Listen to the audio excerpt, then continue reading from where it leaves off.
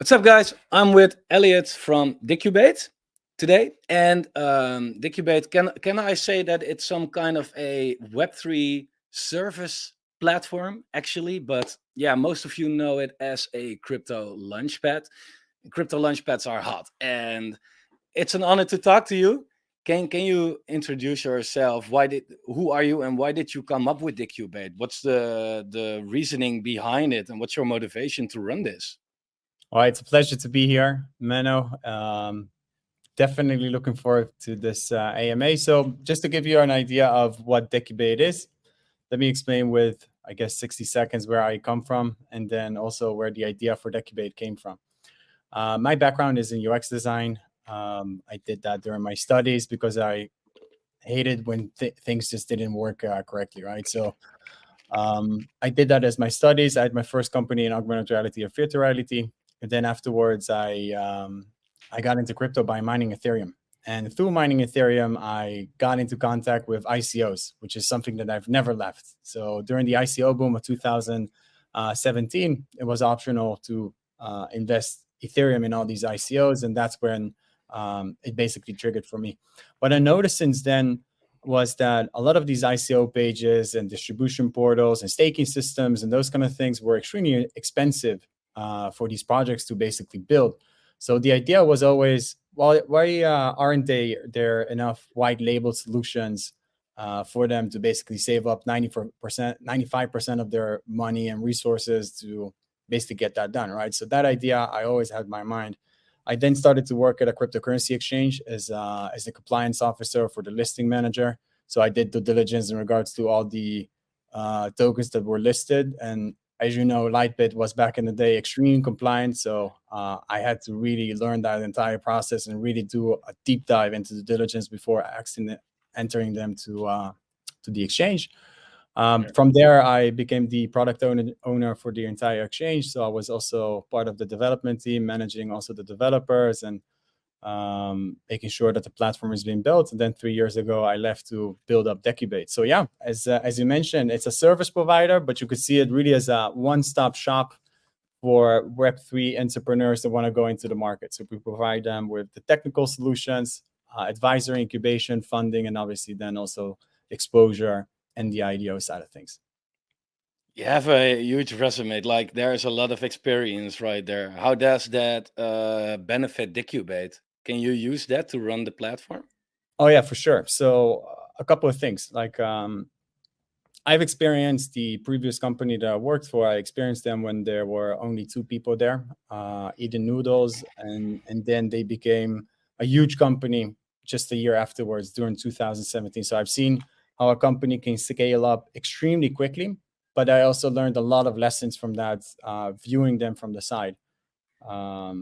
Just as a very, very small background story, I was with my previous startup, I was with them at the same place, right? So the benefit that I got from that to Decubate is how to scale up a company the right way. You don't want to scale up too quickly. You want to really take care of the runway also of the company. You don't want to be spending too much. You really want to keep thinking about long term. I don't want to be dependent on investors and those kind of things. I think that a company and a healthy company, especially in the crypto space, needs to be self-sufficient. Then when it comes to the IDO, obviously like a lot of network connections, those kind of things, because of working with so many projects and listing them there.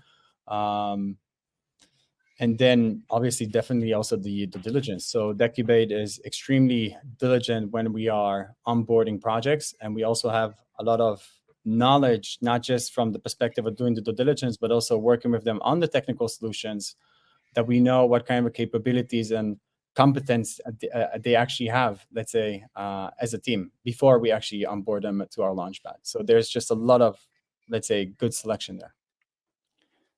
Is your biggest focus, is that the Launchpad side of it, or also the services that you offer for other projects, or is it equally divided? It's equally divided. So you should see it as two different companies almost. It's all under the wing of Decubate. But the first one is really like the target group that we have for the technologies. It's actually our clients, we call them. These are projects, right? But for the Launchpad, our clients are really the user base. So we are really aiming to build the most user-centric Launchpad in the world. And that is also something that I have from my background. I worked actually at a call center for like 6 years, right? So I know how it is to work and get feedback and understand, like from a user perspective, and also from my studies as a UX designer, the end user is the biggest stakeholder that you have, right? And in crypto, what the amazing thing is in crypto is you can contact the CEO of a company and just provide them feedback. It's just about the CEO just going into the chat, reading it up, and then you get like the best suggestions in order to make it better. Yeah. That's awesome how you can use that to grow the company and to make it a success so far, man. Like as you know, and like back in the day when you started Decubate, was there a lot of competition? Well, I don't want to call it competition, but were there a lot of other projects out there already that did the same as you did? Because these ICOs, they mainly happen through the platforms themselves and the projects themselves, right? But Launchpads weren't really a thing back then, I think. So we started Decubate early of 2021. So it was the bull market was starting. There were already a lot of launchpads out there. We ourselves we launched with BSC Pad when they only had BSC Pad and Tronpad, and on Paid Network, which was back in the day like one of the biggest launchpads, especially like in the beginning of the bull run. So there was definitely a lot of competition, and by the time that we actually finished, let's say, our launchpad, there were maybe 200 launchpads out there, right? So it was very natural for us actually to drop to the just the development of our software solutions. So actually, one of our first clients to use our vesting was Citus Heroes, which did 120x, something like that, in the previous bull run. And from there we actually started to really develop that business, and obviously like quickly after that we got into the bear market, and that was a great opportunity for us to just really focus and build during that entire time. Yeah, I can imagine that as a project in the middle of a bull market, you have so much pressure of delivering and building, and in a bear market, you can just sit back, relax, just easily build without too much pressure. And do you feel like, I mean, we can all safely say that the bear market is over, right? Do you feel like you have taken enough advantage of that time and that you have prepared enough to go forward into this current coming bull market? It's That's a never great enough, question. probably, but yeah. Exactly, like it feels like there's never enough time, and no matter how much you try to warn people or try to prepare for this, in hindsight you always kind of underestimate it. But I have to say that I'm super proud of what we have built so far.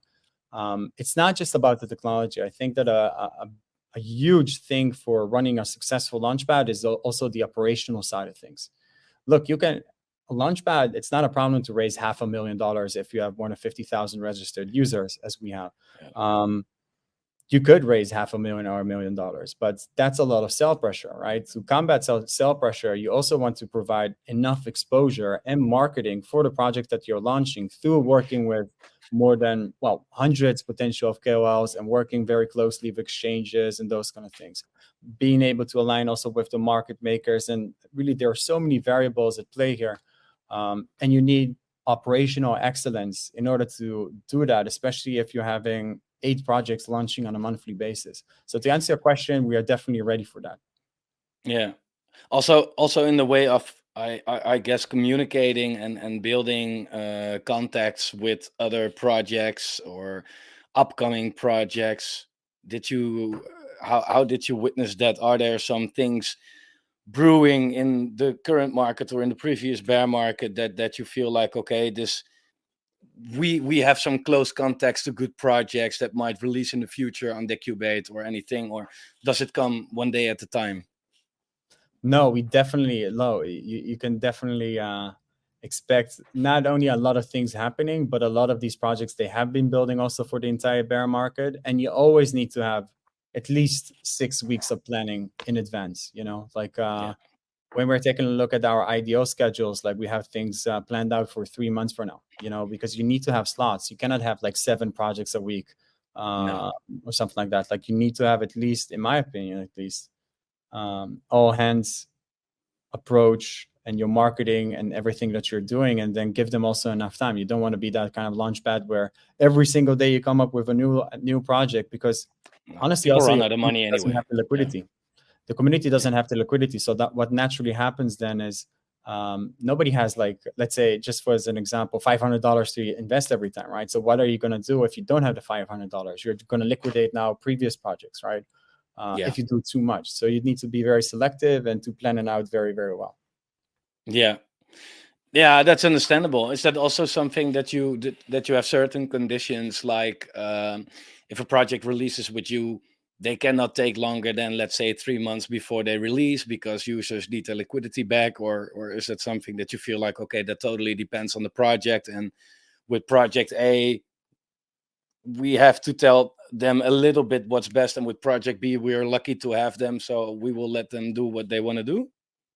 Or do you have very strict conditions for that? That's a great question. So it's not necessarily that I like to say that we have very strict conditions, because obviously it really depends also on the project. Like some projects, they're so good that you just don't have the leverage to say to them, right? And in that case, if they're so good as well, you don't want to make these kind of changes because it's good, right? But what I noticed from our experience, whether it's working with, you can take a look at the list from entire CryptoRank. All of them, probably only one of them, I haven't really been an advisor in regards to their tokenomics and the go-to-market strategy. So that is really like an all-hands approach, where we are trying also to find a better way with them, right? Like if I give them a suggestion, it should always be in the best interest of the project, which in the end will translate into something greater for the investors as well, right? So it's kind of a win-win-win situation that you're trying to create at all situations working with them. Yeah, understandable. Is there like you said, like in 2021, there was already competition. I feel like nowadays, especially within my community, like I'm very bullish on Launchpads, because we all know that new projects, they release kind of in this stage of the market around the halving before things really go crazy, and the best way to do that is through Launchpads, and it feels like they are just popping out of the ground right now. And yeah, the one does it well, and the other one I feel like, okay, you need some quality upgrades, but they are like everywhere. Like, do you want worry about competition, or and to what separates you? What's the difference in your own words? Like, what makes people come to Decubate and, let's say, not to Launchpad 1500? What a great question. So a few things, right? Like, first of all, like having a lot of Launchpads is not necessarily bad, right? Like when we took a look at 2021, there were probably more than 200 or even 250 Launchpads. I can say that more than 90% of them are out of business, and that is because Launchpad business is booming in a bull market, but in a bear market, it just doesn't work, right? So I think you should take a look also at Launchpads that have a healthy business model, where their business model is not their community, but rather they are using the community as kind of a resource also to enable projects to be successful, because successful projects, that's in the end what's also going to increase the community. And there are different ways to do that. And just to answer the second part of the question, what makes us stand different than other ones? First of all, we have the experience within this market, right? We survived already the bear market. We never took time off. Like we were still in the office, working all the time, making sure that our technical solutions are there. Just to give you people background out there, we currently have more than 100 different projects that are actually using our vesting and our staking, governance, these kind of things, right? So most of the projects that you're probably claiming tokens from or going to use the staking system, that is actually our technology behind it, right? So we are not dependent at all at the success of our Launchpad, which gives us a lot of freedom to scale up operations, get more great people, pay for influencers, or onboard them as well, and provide just a lot more services, right? In the end, for a project, think about what a project really wants to have. They want to have like a great community. They want to have also a lot of other extra things aside to just Launchpad and raising funds. I would even argue as far as to say a Launchpad is not for raising funds for projects, at least from the project's perspective. It's not for raising funds. It's for gaining exposure, which is what Decubate is now really focused on. So final thing, I think it's about deal flow. So which kind of great projects can you bring to your community? And that's the answer. That's a great answer, man. It's beautiful how you answer it all and are so passionate about it as well. But I understand because a lot of launchpads are just launchpads and they actually rely on the success of these projects that release right there. And if that doesn't go well, then they run out of funds and they have to give up or make drastic impulsive decisions, and that's all not going to end well for the community. And you do not even have that pressure because Decubate is, yeah, also, is it initially a service provider or was it initially a launchpad? Where did it start? Initially a service provider. Yeah. Initially, we our plan was to bring projects from Web 2 actually to Web 3. I really believe in tokenization of all assets.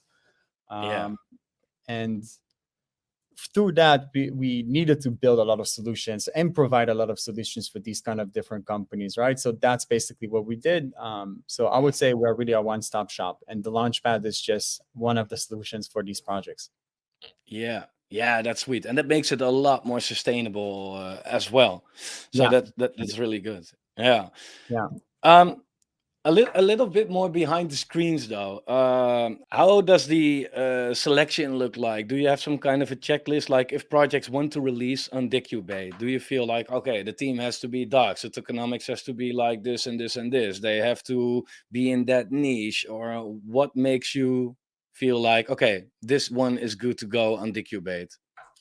That's a great question. So there are multiple levels of, let's start with how we're getting most of the deal flow, right? Which is a really a critical thing when you're running a Launchpad, because getting the deal flow, that's just very small part of actually onboarding a great project.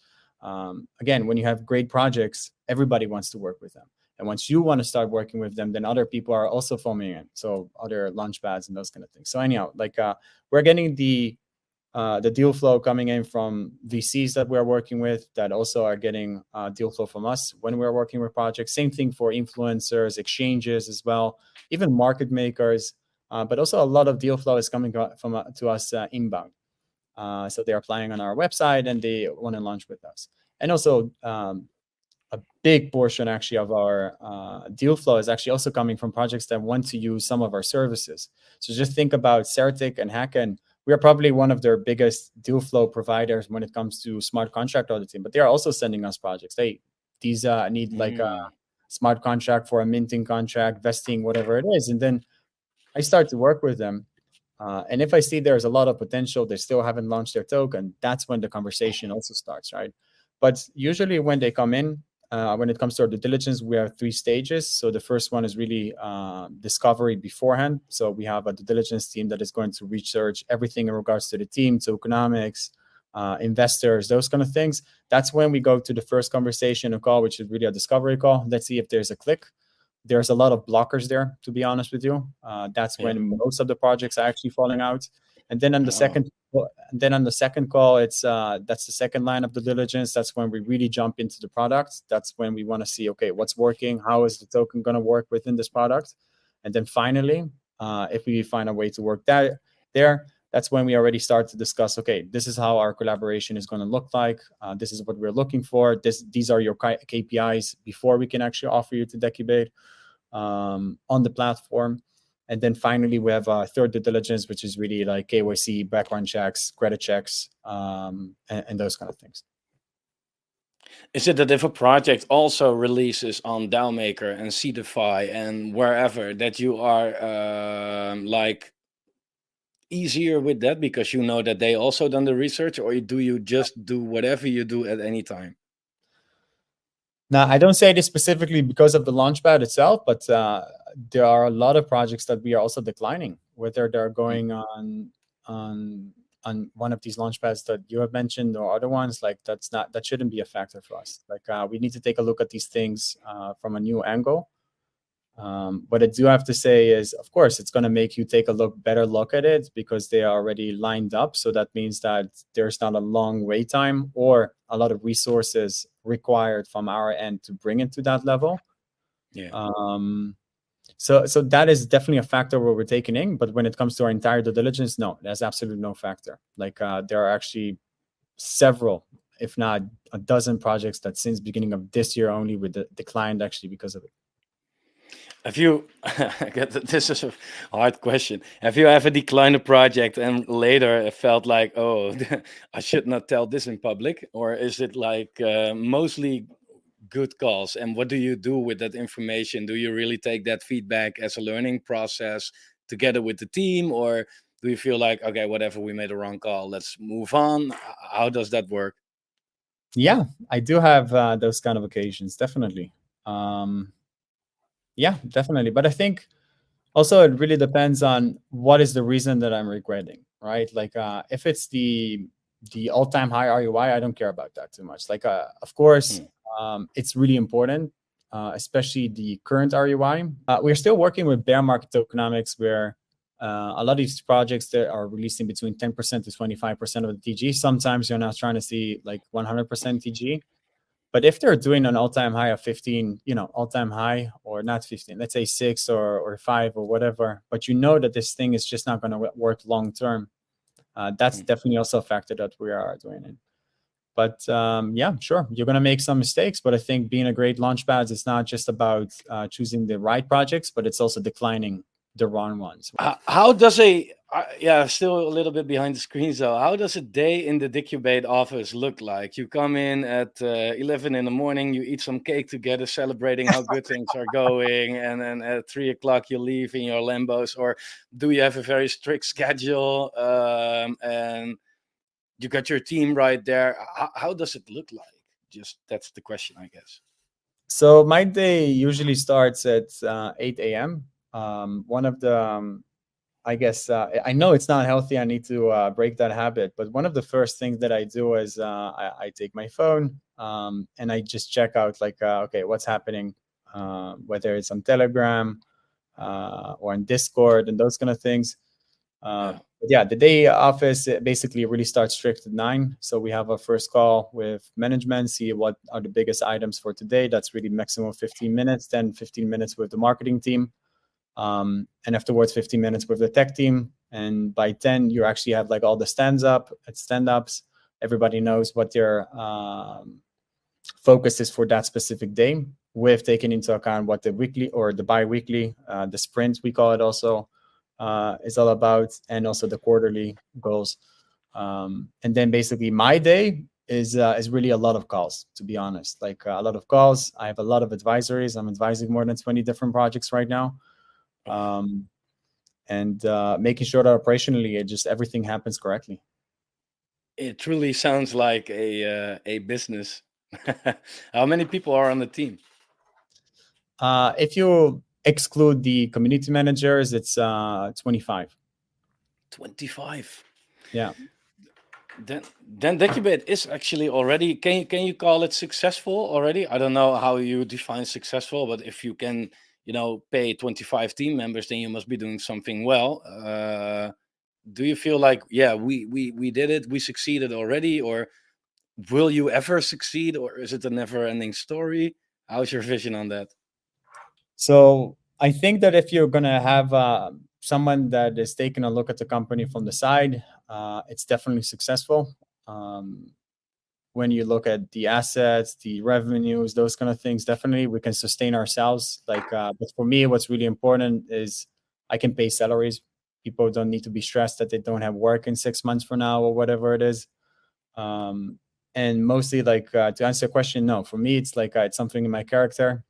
It's never going to be kind of enough, so to speak. Like, this is just the beginning. Like, this is for me, like, this is what I always wanted to do. I have no other plans to grow this company to a multi-billion-dollar company and stick for the long term.